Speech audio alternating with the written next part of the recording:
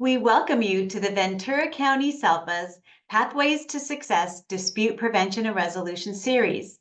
This series provides essential skills to help you as an IEP facilitator or IEP team member navigate and resolve conflicts that arise during IEP meetings and can at times strain relationships between families and schools.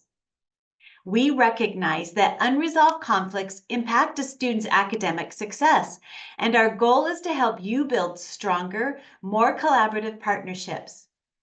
Each session in this series contains ready-to-use tools, techniques, or strategies that can be applied immediately to improve communication and foster a more collaborative environment for student success.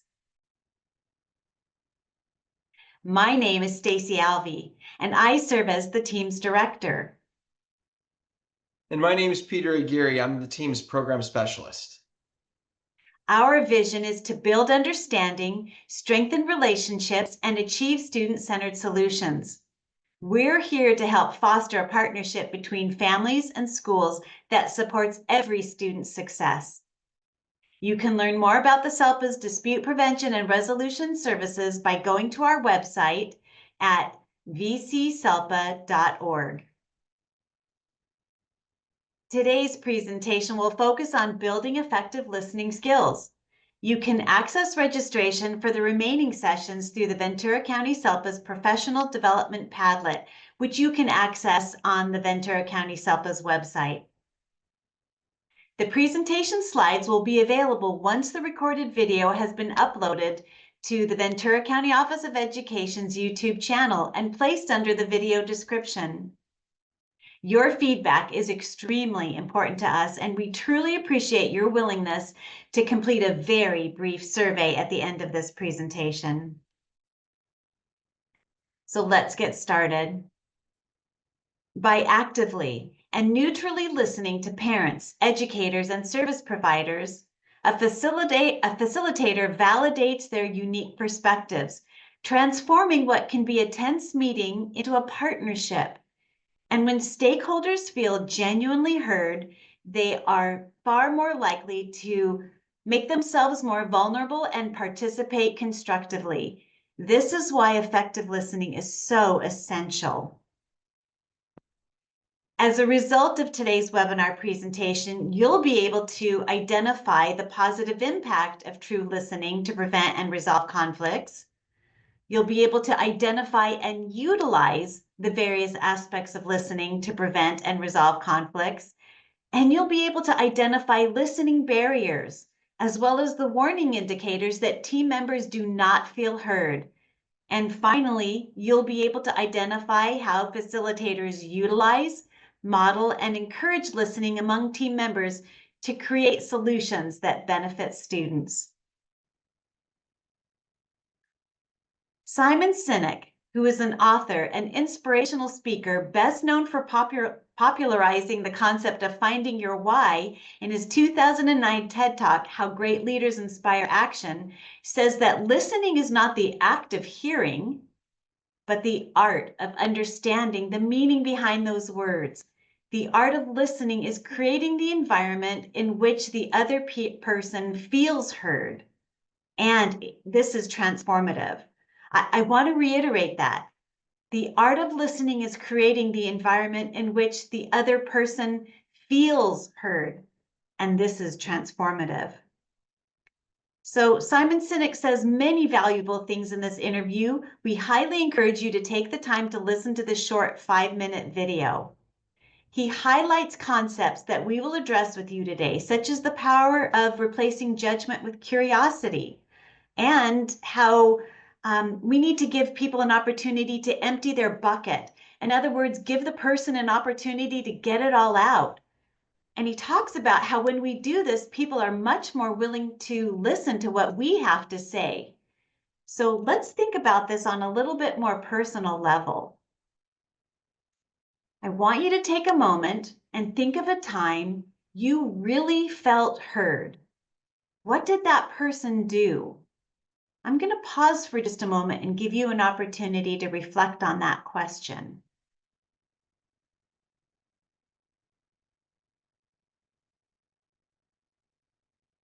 Now, how did it make you feel?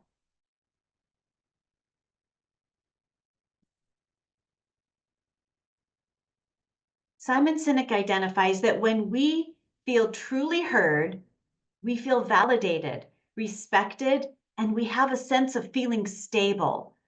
This creates a foundation of safety that allows us to move from emotion back to logic, making us more receptive to collaboration and problem solving. And he says when we don't feel heard, we feel dismissed, frustrated, and anxious. This destabilizes the conversation, causing us to escalate our communication, which is often through frustration or anger, in an effort to force being acknowledged. When team members don't feel heard, they defend themselves. They may seek to level a perceived power imbalance by seeking an advocate or retaining an attorney, or they may continuously interrupt conversations and point out the flaws in another's argument. So to truly improve our listening, especially during conflicts or disagreements, let's first gain perspective by reflecting on our own experiences of feeling misunderstood, unheard, or really just not listened to. So we want to invite you to take a moment now and think about a time when you did not feel heard. What was that experience like for you, emotionally and physically? So I'm going to pause just a second for you to reflect on that. And based off that experience, did your reaction to that moment, did that leave you feeling disappointed or perhaps less than feeling like you've displayed your best self?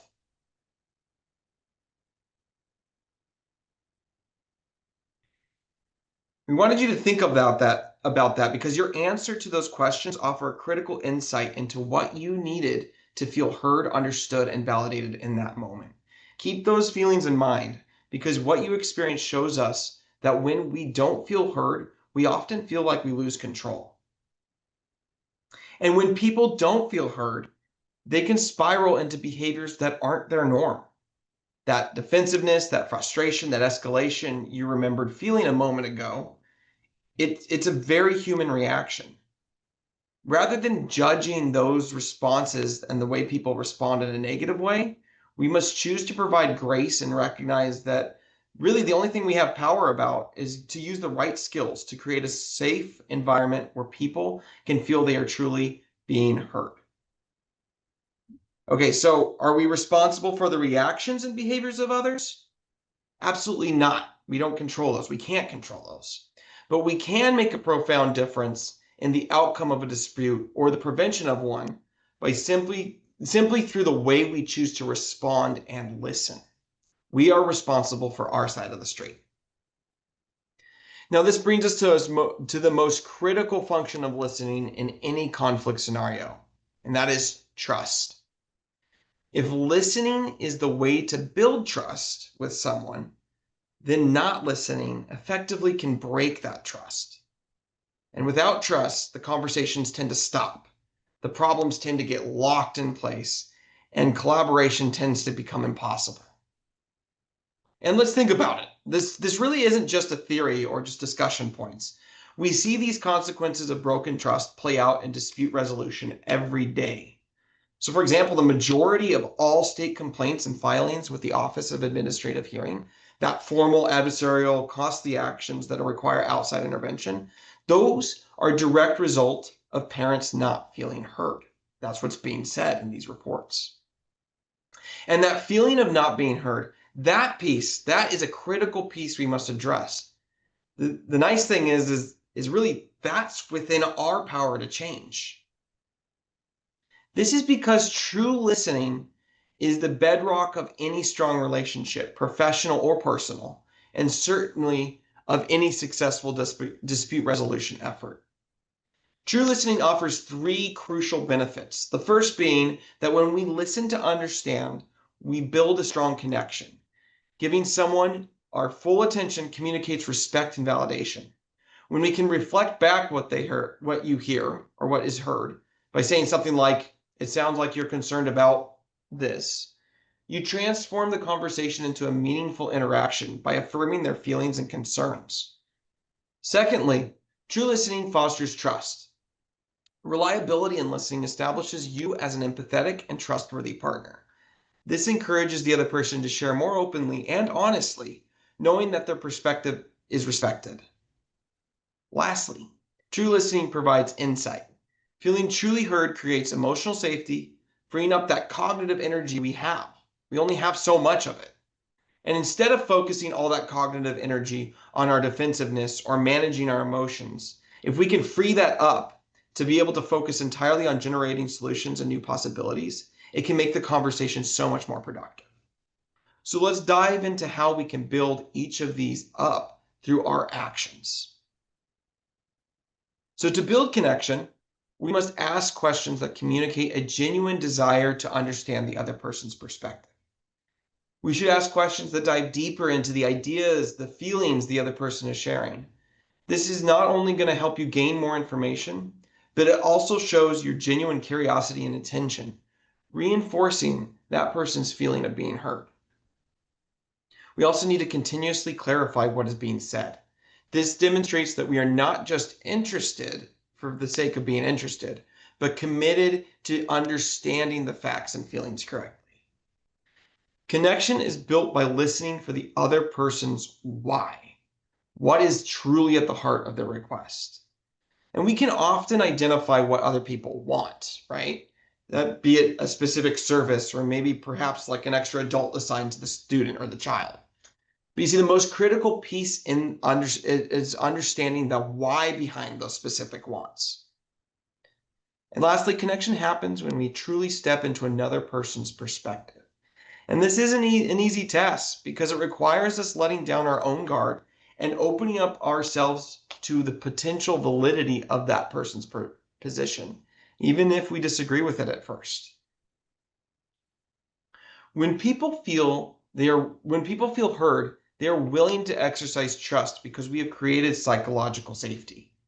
Now, when trust has been broken, it can still be repaired through patience, sincerity, consistent effort, genuine apology, and most importantly, follow through on promises. So we need to walk the walk. Trust is rebuilt through actions, not just words. Identify the behavior that's in your control that contributed to the upset and commit to changing that. Note that we are talking about behaviors, not the outcomes people want. Sometimes we can't change the things that people want, but we can always change how we respond when a conflict occurs. We also can be reliant and transparent. That means consistently following through on your commitments, even the small ones. If the issue is related to honesty, commit to complete openness moving forward. This means staying in contact as you fulfill the actions you committed to. And if you don't have all the answers, be transparent about the process you'll use to find them, demonstrating that you have a commitment to the collaborative work you are saying you have. So with all these points, we're really highlighting how listening is not a passive word. It's actually an action word. See, listening moves the conversation from a debate to a collaboration, and that stimulates a more creative environment. By attentively listening to all members, you support them to synthesize their individual ideas and piece them together as a superior solution that really no single person would have developed alone. And that's the essence of innovation and creative problem solving. And remember this key point. As you play the role of a meeting facilitator, your job is to help the group come up with their own solution, not to just provide your own. Your effective listening makes their creativity possible. And we know that effective listening is the path to connection, trust, and insights. Those three critical pillars that we just reviewed. However, achieving that deep listening, that true listening, when the stakes are high, requires acknowledging a harsh reality of conflict. And that harsh reality and that difficulty stems from the fact that conflict fundamentally triggers a fight or flight response, making deep listening difficult to everyone involved, including the facilitator, leaving one to feel like it's sometimes like you're walking on a tightrope. Anger, fear, or frustration are infectious, and the facilitator can inadvertently absorb the negative tone or energy of the room, making it hard to stay calm and objective. When feeling attacked or stressed, even as the third party, the brain will naturally tune out information that contradicts our existing views or those feelings of being threatened. The facilitator might unconsciously filter for facts that prove one side is right, or just focus on what they need to say next instead of being aware of what's being said now. In an argument, speech is often rapid, accusatory, and high volume, making it nearly impossible to absorb the nuances, underlying emotion, and specific details necessary for a true resolution. The act of listening is a constant challenge to neutrality because your response can be interpreted as taking sides. So active listening requires a validation, right? I hear, like, so maybe saying a statement like, I hear how frustrating that must be for you. Or I see you're feeling like you're not being valued or your voice isn't being heard. See, the moment when you validate one person's feeling, the other party may feel or perceive it as a judgment against them. So if they're right to be angry, then I must be wrong, the cause of the anger. You see, so you must validate the feeling though. So you feel disrespected without validating the interpretation. So you are correct, the person X disrespected you. You see, we're just validating the feeling, not that this person disrespected them. The solution lies in using specific, highly structured listening techniques that are in enforced neutrality. So let's take a look at those structured techniques.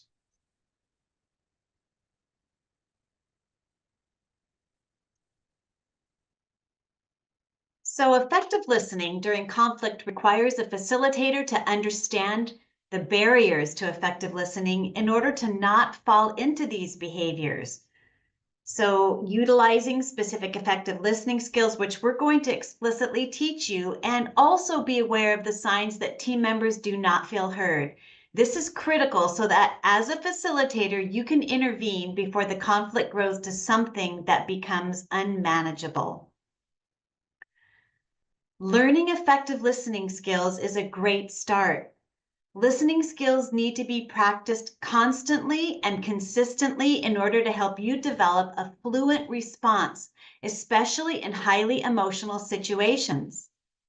In addition to learning the skills, facilitators benefit from being aware of common barriers to effective listening. By understanding the barriers and their corresponding remedies, facilitators can ensure they are addressing them and supporting team members to reduce barriers and remain open. So let's take a look at some of these barriers. Defensiveness can look like a compulsion to correct, to explain, or to justify. And defensiveness is a strategy to protect oneself or protect others, but it's one of the most destructive behaviors in a conversation, and it's destructive to relationships. There is no benefit as defensiveness shuts down communication, but it's so tempting. So how does one deal with the feeling that need to protect oneself or others? First of all, facilitators must remain self-aware. Facilitators can help team members to avoid defensiveness by encouraging them to remain open and to seek to understand. This is best done when facilitators are looking for the early signs of defensiveness. Assumptions and judgments are highly related and often work hand in hand, which is why they can feel so similar. Both involve reaching a conclusion without having all the necessary facts. Assumptions are essential suppositions or things you accept as true or certain to happen without checking for proof. Assumptions become judgments when we form opinions or evaluate the intention, the character, or the moral correctness of the individual speaking. Assumptions and judgments are the silent killers of effective listening. I'm going to say that again. Assumptions and judgments are the silent killers of effective listening because they cause you to stop truly hearing the speaker and start listening for confirmation of what you already believe to be true. To counter this, you need to actively replace automatic assumption making with what we call intentional inquiry. When we make assumptions, we may fail to seek clarification of important details. We may fail to develop mutual understanding because we assume that all team members think the same way about terminology or the purpose or intention. But we want you to become aware of and notice not only your triggers, but the triggers in the team members.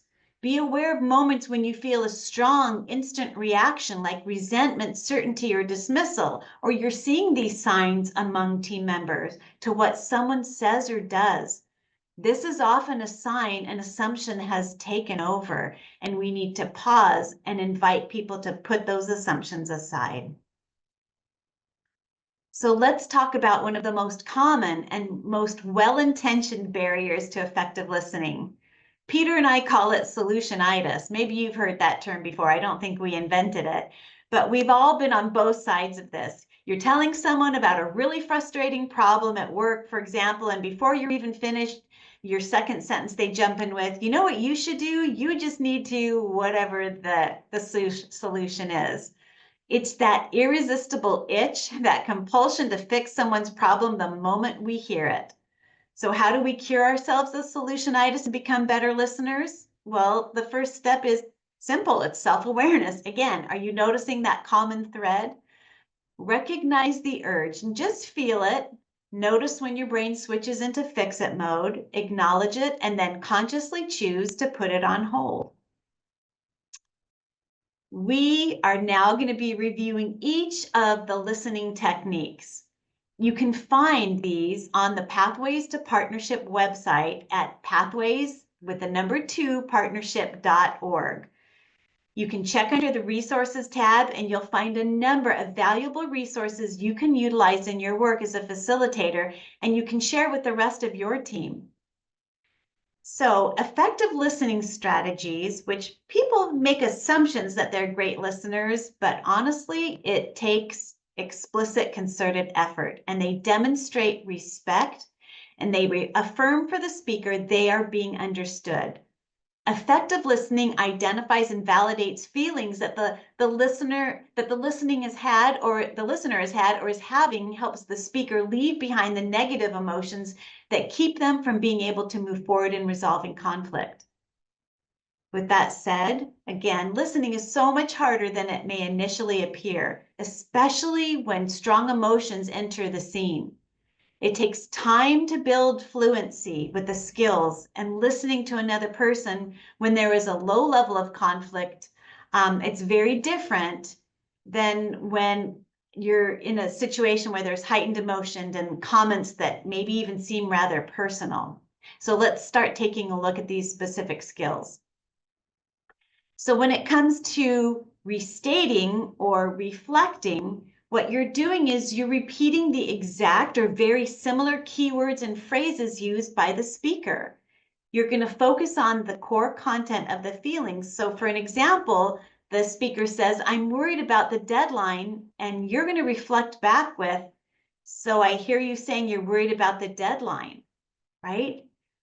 What this does, it acknowledges the feeling and what they're sharing immediately. Something as simple as that is so powerful. Paraphrasing is a little different, as when you're paraphrasing the speaker's message, you are putting them into your own words. So an example is, I'm worried about the deadline. When a listener is paraphrasing, they say something like, it sounds like you're feeling anxious about completing the project on time. You see, you're reflecting and rephrasing what the person is saying, but just putting it into your own words, showing you're really trying to understand. This confirms your understanding, and it can summarize a large chunk of information, so that's pretty beneficial. The bracketing tool is a method for dealing with assumptions and judgments. That's just the name that it's been given. We have to be aware of what is happening cognitively and even physically when we're operating in a space where assumptions and judgments come into play. We're all human. We're not suggesting anyone be an ADR robot, but rather that you watch for, recognize, and actively set aside your assumptions and judgments and invite others to do the same when you identify those physical feelings and those cognitive thoughts that it's occurring. So let's talk a little bit about nonverbal communication. Nonverbal communication is vital for showing a speaker you're engaged and respecting their message, facilitating a productive conversation. Think about as well how you might demonstrate nonverbally that you are listening when in a virtual setting. That becomes even trickier, right? In a virtual setting, your nonverbal cues are confined to the camera's view, and they heavily rely on clear presentation. To show you're actively listening, you must be intentional about your presence on the screen. So think about it. Your facial expressions are going to be key. How you orient your body is going to be key. In a virtual meeting, since only your face is visible, it becomes primary. That's your primary canvas for your listening reaction. Be mindful of maintaining an attentive, open facial expression. A slight smile or a look of thoughtful concentration works really well. Let's talk about the power of clarification. Okay? Seeking clarification is not a sign of confusion, but it's a powerful verbal signal of active listening. Seeking clarification ensures accuracy. It proves that you're prioritizing understanding the message over merely just hearing the words. That's so key. And it also validates the speaker. It shows the speaker their message is complex, that it's important, and you believe it's worth it and worth your effort to grasp it completely. Also, clarification ensures that we're preventing missteps. It's confirming important details before you move on, reducing the chance of errors in understanding and saving time later. You can use phrases like, just to be clear, are you saying, or could you elaborate a little bit more on this point? Maybe even, I just want to seek some clarification here. It's just really important for me to understand what you're saying. And if I don't get it right, can you please correct me? It's so important that I'm understanding exactly what you're trying to communicate. Let's take a look at the perception check. This tool is really to verify your understanding of the speaker's unspoken feelings or their unspoken thoughts, okay? So again, this prevents misinterpretation because it stops you from making assumptions and reacting to a feeling that maybe isn't actually there. A perception check actually helps to build empathy, and it shows the speaker you're trying to understand their perspective and emotions, not just their words. So it encourages openness. In a non-judgmental way, you're inviting the speaker to share what they're really thinking or feeling. You may say something like, it really seems to me that I can imagine that you may be feeling rather frustrated hearing everything you're sharing with me. That's an example of a perception check. Or I imagine you may be thinking, right? Those are good sentence starters for a perception check. Utilizing open-ended questions is a crucial verbal technique for practicing deep, active listening. Let me tell you why they're important.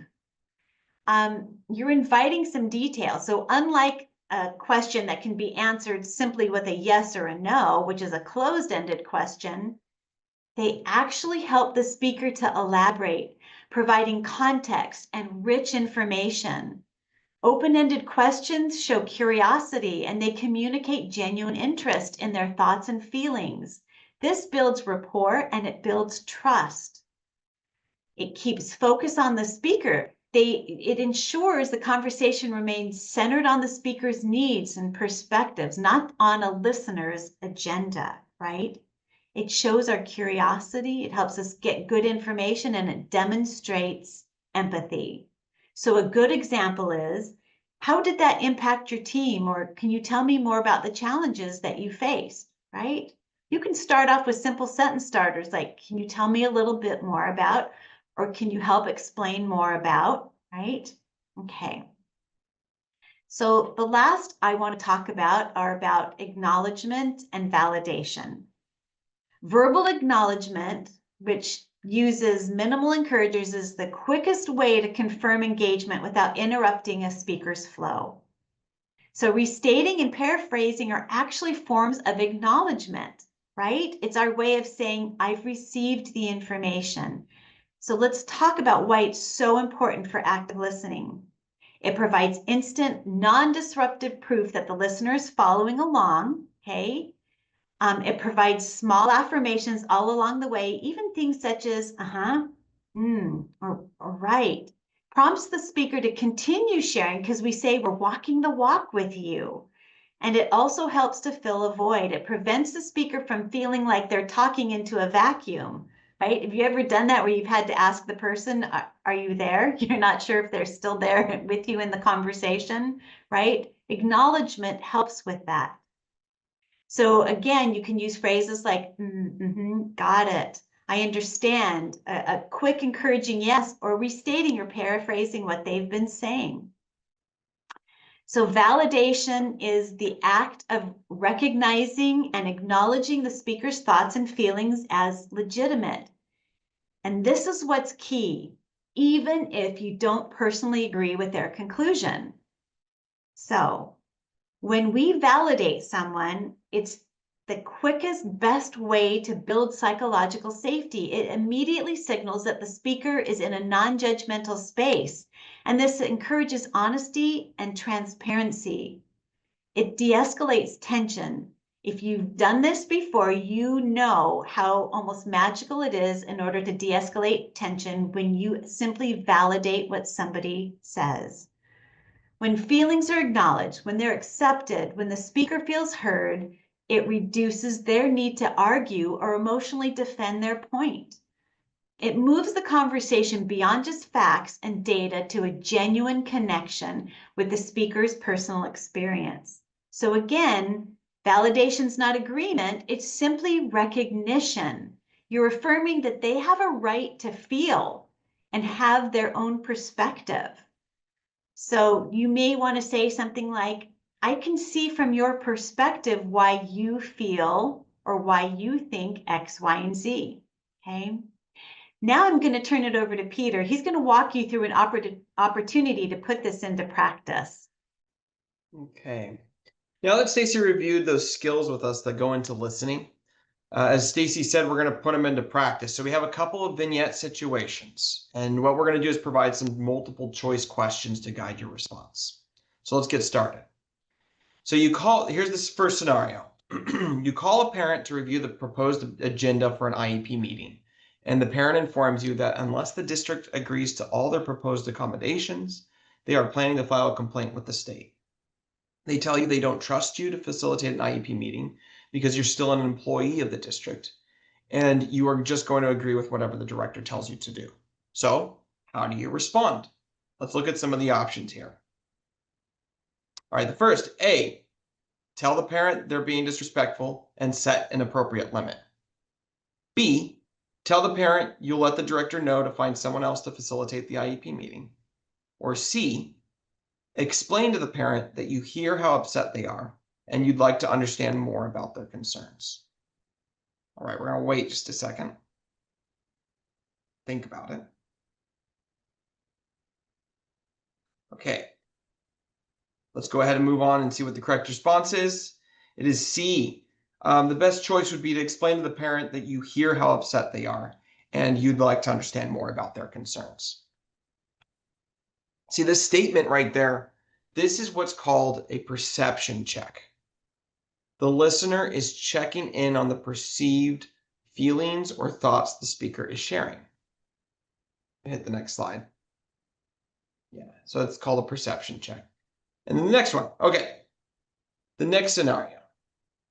Okay, during the discussion about placement, the general education teacher states that the student should not be in their classroom as their behaviors are rude and impacting the learning of other students. The room becomes instantly silent, and the team looks to you to fix the situation. What do? A, you tell everyone I give up. Why was this not discussed before the meeting? B, you respond to the teacher by stating, I'm hearing that you have concerns and questions about whether the student is receiving the appropriate level of support. Or C, you respond with a restate. So you think the student is rude and should not be in your class. D, ask the teacher if they can share more about what has been happening in their class with the student. Or E, tell the rest of the team, while it may be a bit uncomfortable, I'm asking you that you keep in mind that everyone's experience and input is important so that collectively you can make the right decisions moving forward. Think on that for just a few minutes, few seconds.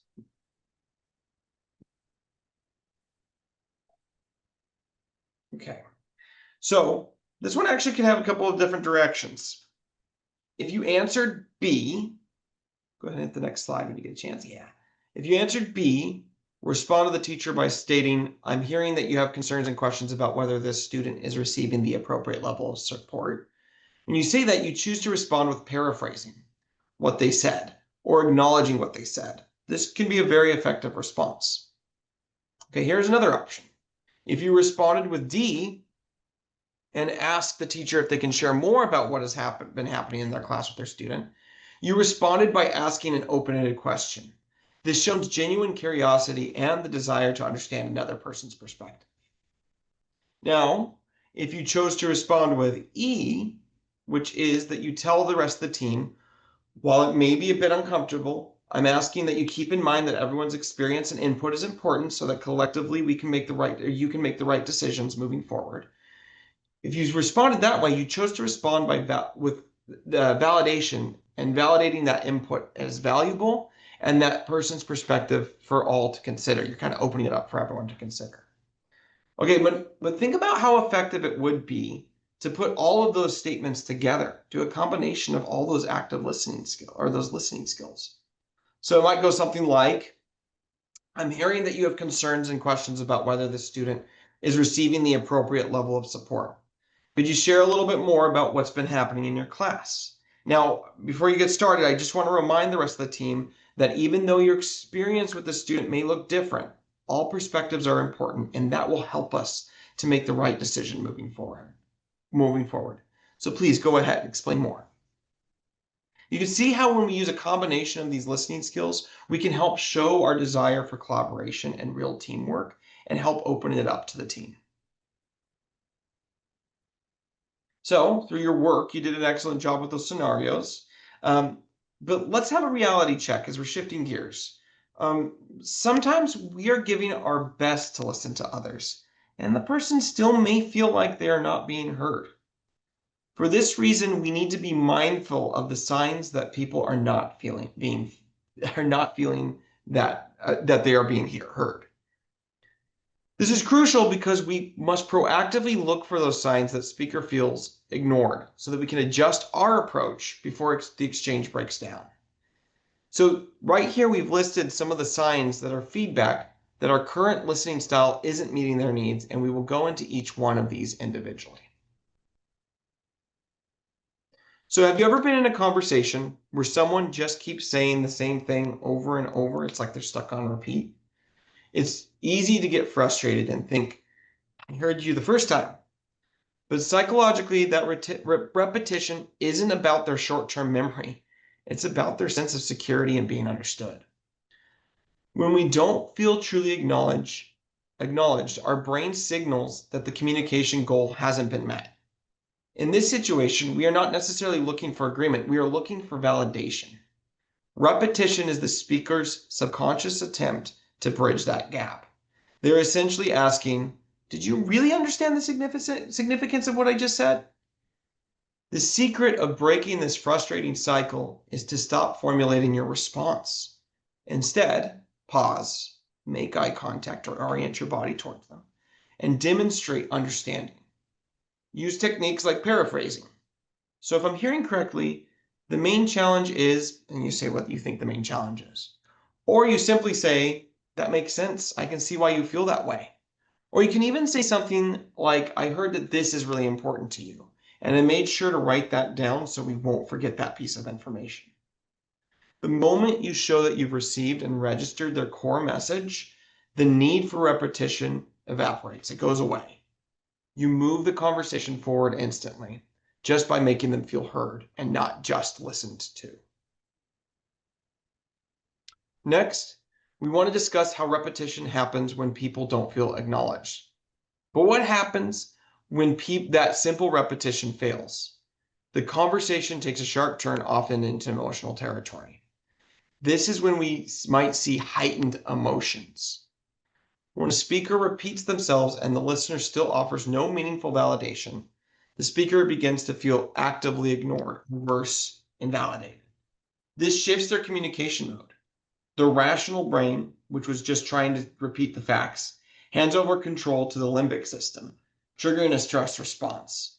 Frustration quickly boils over, intensifies into visible distress, raised voices, and or anger.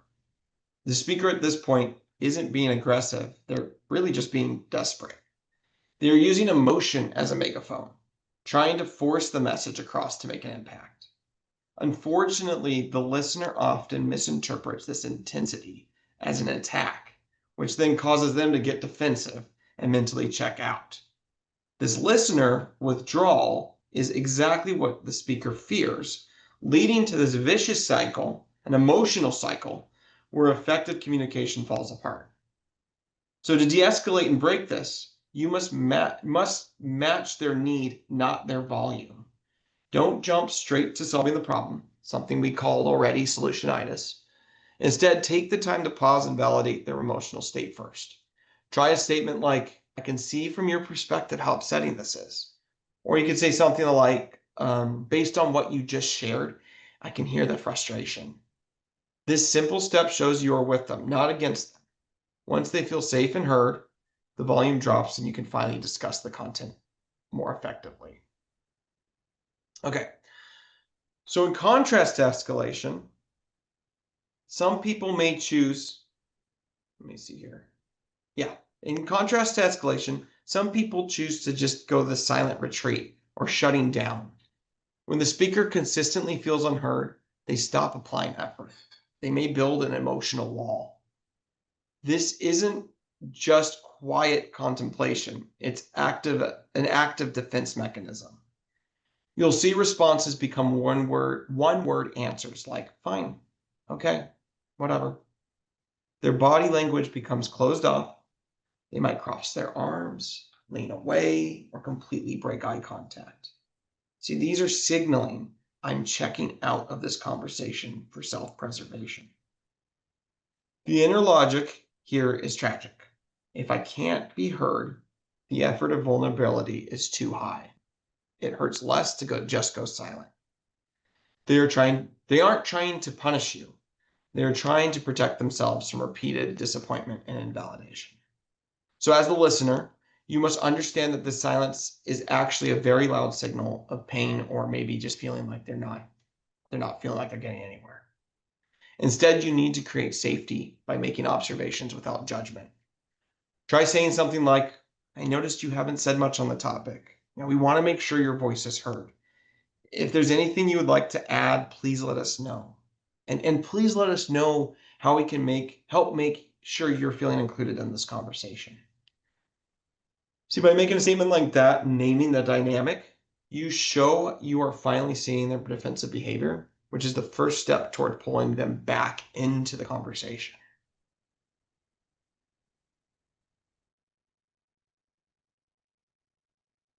So I want to talk a little bit about the moment a person feels their message is bouncing off a wall.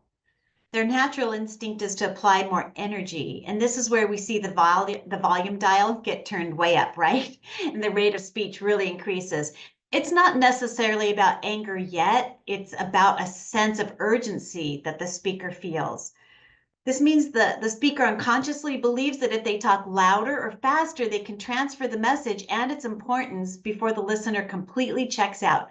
They're trying to inject their anxiety into the exchange, hoping it compels the listener to focus.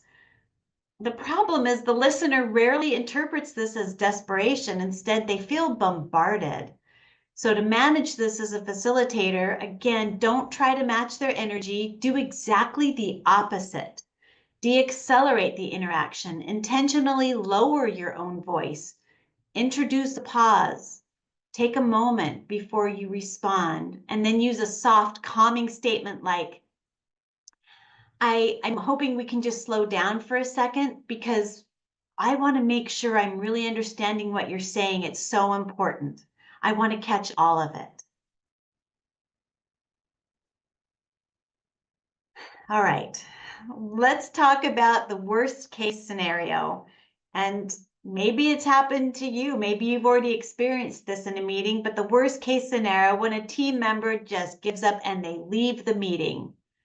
When every strategy a speaker has used has been met with a lack of understanding, at least that's how they perceive it, they may eventually make a logical, self-preserving decision, which is, I'm going to stop participating in this meeting.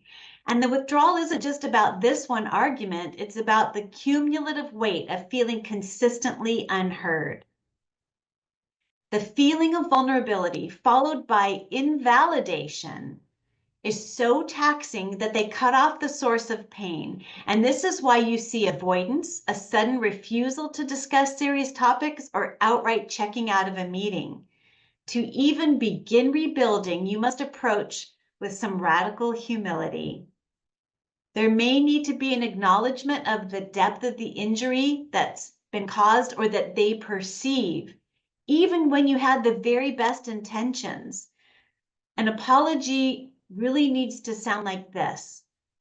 I realize that you've been repeatedly failed to be listened to. Okay. And I deeply regret if I've contributed to creating that space where you felt you had to withdraw to protect yourself. I'm not asking you to talk about the issue right now, but I want you to know that I'm focused on being a safe listener in the future. This kind of validation is the only way to potentially chip away at the emotional wall that they've built.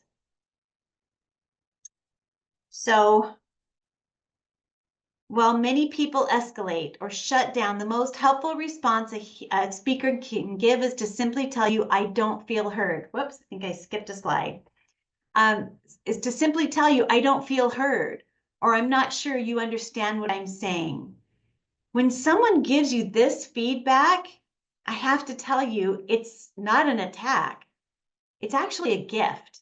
They've bypassed the emotional escalation and the silent withdrawal and given you a clear, actionable directive. They're pointing directly at the process failure and not at the relationship failure. So your immediate action as a facilitator is to stop the clock on the content of that meeting. The primary issue is the breakdown in connection. So instead, validate the statement itself. A simple, powerful response can be something like, thank you for telling me that. I hear that you feel unheard, and use that moment to genuinely repeat what you understood them to say, asking, did I get that right? By validating the vulnerability of the statement, you can restore their faith in the process, thereby moving forward constructively. Okay, so true listening can be difficult because our brains are naturally active. We're often distracted by internal noise, our to-do lists, our insecurities, maybe sometimes our biases. We're busy formulating our response instead of processing the speaker's message. But listening is an active effort against this innate tendency to focus on other things or focus on ourselves. The good news is that listening is a skill. It's not an innate talent, but we have to commit to intentional and active practice. And when done properly, not only is this skill going to benefit you as a facilitator, it's going to improve all the relationships in your life. And I mean all. We gain the power to stabilize high emotion exchanges. We unlock deeper connection and insight, and we shift our relationships from conflict to collaboration. Developing strong listening skills is the difference between simply hearing words and truly understanding the person. So today, you learned how to identify the positive impact of true listening, identify and utilize the various aspects to prevent and resolve conflicts. You've learned to identify the barriers to effective listening and identify how facilitators can utilize listening skills to help themselves and all team members effectively listen to each other in order to reach agreement. And you learned about the warning signs that team members don't feel heard so that you can shift and pivot your response. Please take a moment, please, to complete the simple survey. It's literally 3 simple questions. It can be completed in under 30 seconds. Your feedback to us, I know we've said it before, but it's a gift. So we want to thank you. Peter, you can join me. We want to thank you for joining us. We'll hopefully see you in December for the next presentation in the webinar series, which is Planning for Difficult Conversations on December 4th. We encourage you to invite your colleagues to join us. Have a great day, everyone.